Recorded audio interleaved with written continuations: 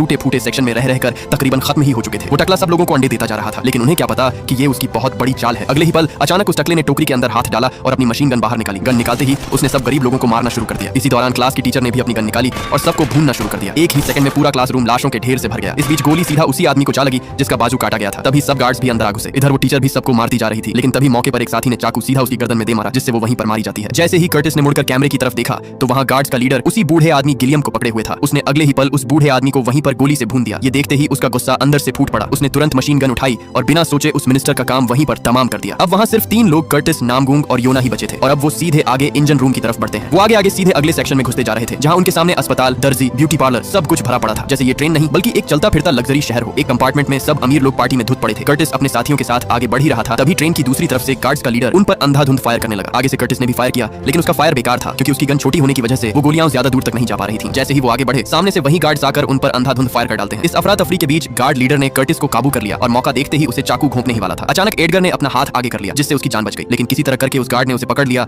और चाकू सीधा उसके अंदर घोंप दिया और आखिरकार कर्टिस का करीबी दोस्त अपनी जान की बाजी हार ही गया। इसी दौरान जब कर्टिस ने उठकर उस औरत तानिया को देखा, तब वो अपनी जिंदगी की आखिरी सांसें ले रही थी क्योंकि उसे भी गोली लग चुकी थी। उसने कर्टिस से कहा कि चाहे कुछ भी हो जाए, मगर तुमने मेरे बेटे की जान बचाकर ही आना है। ये कहते ही तानिया वहीं पर मर जाती है। अपने सब साथियों को मरता देखकर उसका गुस्सा फूट पड़ा और बिना सोचे इंजन रूम के दरवाजे को पीटना शुरू कर दिया। वो जोर जोर से उसे तोड़ने की कोशिश करता है, लेकिन बिना चाबियों के वो दरवाजा कहां खुलने वाला था। नामगुंग ने उससे कहा कि हम चाहकर भी इंजन रूम तक नहीं जा सकते। तभी उसने इशारा करके बताया कि अगर हम इस दरवाजे को खोल लेते हैं तो इस ट्रेन से बाहर निकला जा सकता है। लेकिन कर्टिस ने उससे कहा कि ये बात जितनी कहने में आसान है उतनी ही मुश्किल है, क्योंकि अगर हम दोनों बाहर निकल भी गए तो बाहर जमा देने वाली बर्फ हमें जिंदा मार डालेगी। आगे से नामगुंग ने कहा कि समझो हमारा काम हो गया, क्योंकि बाहर का तापमान धीरे धीरे कम हो रहा है। मैंने उस दिन ट्रेन से बाहर जब देखा तब मुझे बर्फ के नीचे फंसा हुआ जहाज का मलबा साफ दिखाई दे रहा था, जो दुनिया तबाह होते समय क्रैश हो गया था। मतलब बाहर का तापमान कम पड़ता जा रहा है, हम यहाँ से भाग सकते हैं। इसी दौरान उसने क्रोनोल से बना हुआ बहुत ही बड़ा टुकड़ा दिखाया, जो वो कई सालों से इकट्ठा कर रहा था, क्योंकि उसे पता था कि एक न एक दिन ये उसके बहुत काम आने वाला है। क्योंकि अगर इसे ज्यादा मात्रा में इस्तेमाल किया जाए तो ये एक बहुत ही बड़े बम की तरह फट सकता है। अगर हम इसे दरवाजे पर लगाकर फोड़ दें तो दरवाजा फट जाएगा और हम इस कैद से आजाद हो जाएंगे। इससे पहले वो वहां कुछ कर पाते। अगले ही पल इंजन रूम से वही औरत बाहर निकली जिस पर एंड्रयू ने जूता फेंका था। आते ही उसने उस नशेड़ी आदमी नामगूंग पर गोली चला दी, जिससे वो वहीं पर ढेर हो गया। आखिरकार वो कर्टिस को इंजन सेक्शन तक ले आती है, जहां उसका सामना विलफोर्ड से होता है, वही आदमी जिसने इस ट्रेन के टेल सेक्शन वाले लोगों की जिंदगी कुत्ते की तरह कर दी थी। वो कर्टिस का वेलकम करता है, फिर उसने उसके सामने असली सच खोलना शुरू कर दिया। उसने बताया कि वो सारे मैसेज टेल सेक्शन में वो खुद जानबूझकर भेजता था ताकि ट्रेन के लोगों के बीच जंग करवा सके, जिससे ट्रेन की पॉपुलेशन ज्यादा न बढ़े और ये ट्रेन ज्यादा देर तक चल सके। ये सुनते ही कर्टिस का गुस्सा फूट पड़ा, लेकिन अब वो वहां कुछ भी नहीं कर सकता था। दूसरी तरफ हमें नामगूंग दिखाई देता है, जो अभी भी जिंदा था क्योंकि गोली उसके हाथ पर लगी थी, जिसकी वजह से वो बच गया। उसके सामने सब वीआईपी लोग खड़े थे